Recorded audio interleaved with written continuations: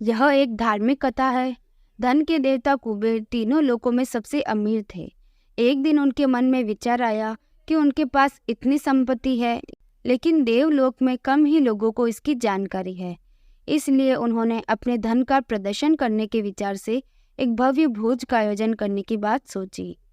इस भोज में तीनों लोकों के सभी देवी देवताओं को आमंत्रित किया गया।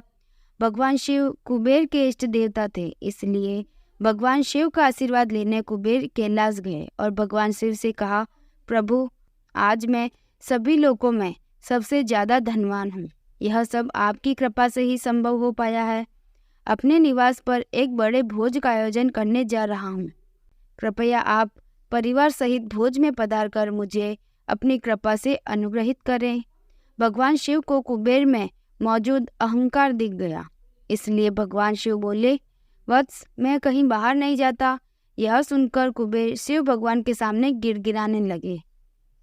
भगवान, अगर आप नहीं आएंगे तो आपके बिना मेरा यह सारा आयोजन बेकार हो जाएगा, यह सब व्यर्थ हो जाएगा। तब शिवजी ने कहा, एक उपाय है, मैं अपने छोटे बेटे गणेश को तुम्हारे भोज में जाने के लिए कहा दूंगा।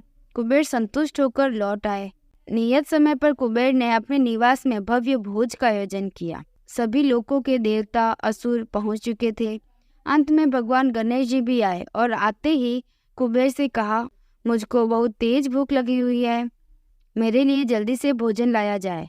कुबेर स्वयं उन्हें भोजन कराने के लिए भोजन से सजे कमरे में ले गए। सोने और चांदी के थाली में भोजन परोसा गया। कुछ देर बाद ही परोसा गया भोजन खत्म हो गया।